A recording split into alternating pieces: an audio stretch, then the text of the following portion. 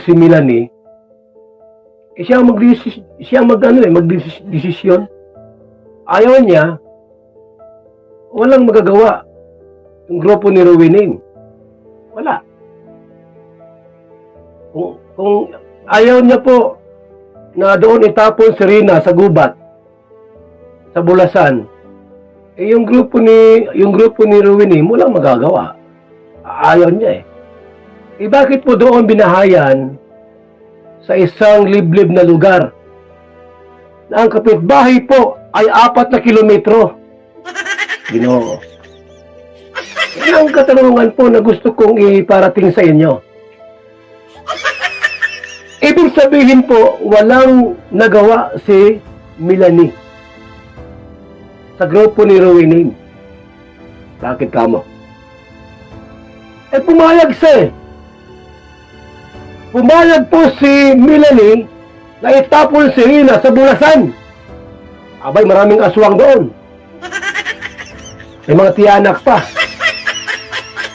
Baka doon na po tuluyang maluki itong anak ni Melanie. Pinag-aral, pinag-school, may tutorial, tinuturoan pa ni Ate Roda. May education. Lahat yan ibinigay kay Reyna ng Kalingap para magkaroon siya ng magandang kinabukasan. Subalit, mukha talaga namang kapag may nagbubukas na oportunidad, meron ding gustong magsara at para sila ang magbukas sa sarili nilang kapakanan.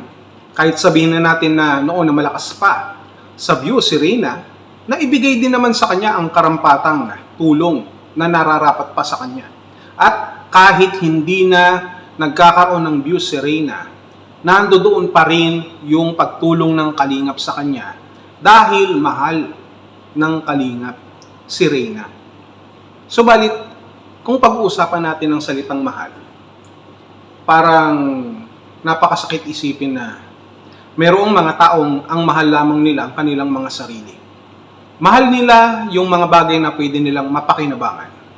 Mahal nila yung pakinabang ng salapi ng kikitain in expense of Reyna.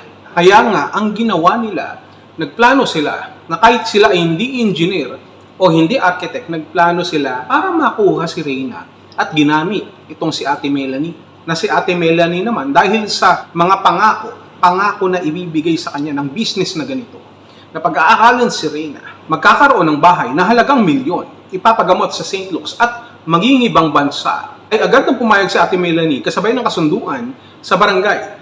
At eto nga, nakuha nila si Reyna at nag-party-party ang mga gremlins, yung mga halangang bituka, yung mga makakapalang mukha, no, na iniwan na ng kanilang mga konsensya, ay nagdiwang.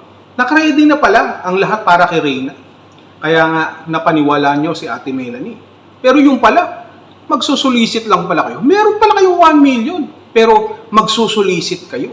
Lahat na pala nakaready na para kay Reyna, St. Luke's at kung ano-ano pa, pag-aaral o kung ano man, pero magsusulisit pa rin kayo. So ano ang tawag doon, Miss Rowena, at sa mga taong naniniwala sa iyo na wala naman pala lahat ng yan. Ito pong lahat ay isang panaginip lamang at lumalabas.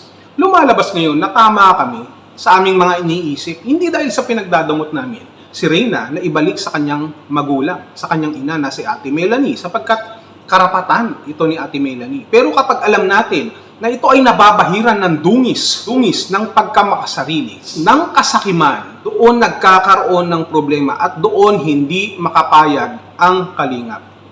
Marami na ang nangyari at marami na rin kayong nakita. Hindi ba? Pero ayaw pa rin nilang bumitaw at patuloy na niloloko ang madla sapagkat umaasa pa rin sila na mapapakinabangan nila si Reyna. Napanood nyo naman sa live ni Kuya Bal, ipinaliwanag niya na ang lahat. Balikan nyo na lamang po kung gusto ninyong makumbinsi pa more sa mga bagay na dapat nyong malaman. May bahay, pinagawa pa yung bahay, pero sabi nila kay Ate Melanie daw yun.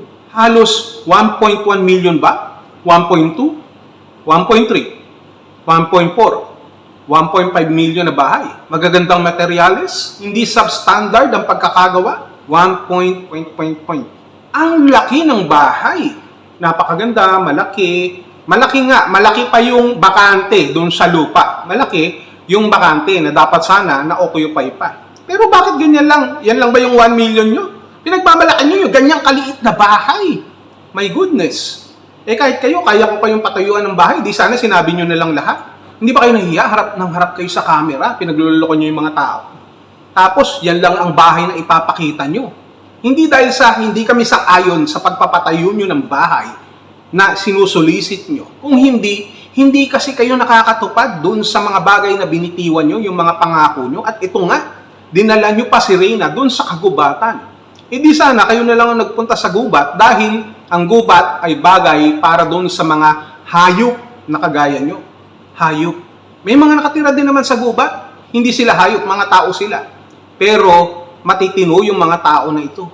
Samantalang kayo, nasa syudad, sa ibang bansa, pero hayop ang mga inaasal. Hayop din naman kayo no? Ang dami nyo pang sinabi, yun lang pala bahay na ipapakita nyo. Eh kung ako na lang kaya nagpatayo ng bahay ni Reyna, pag ako nagpagawa ng bahay, mansyon.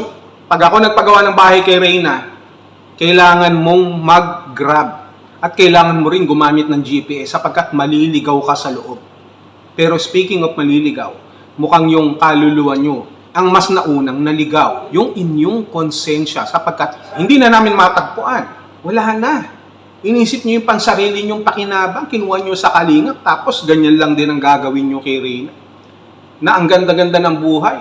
Nakikisalamuha na. Pero gusto nyo dalhin doon sa gubat, patirahin sa gubat, doon sa mansyon na bahay na pinagmamalaki nyo. Para ano? Para kausapin ng mga hayop?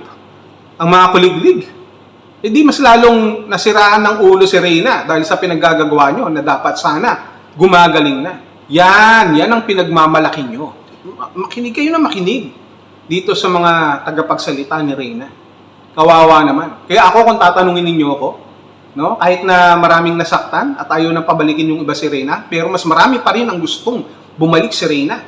At nakita nyo yan doon sa atin pong vlog, sa kanilang mga komento, na kung may babalik man sa Kalingap, ang gusto nila si Reyna. At naniniwala naman ako na yan din naman ang majority na gusto ng Kalingap. Gusto ni Kuya Bal, gusto ni Kalingap Rab, gusto nating lahat para kay Reyna.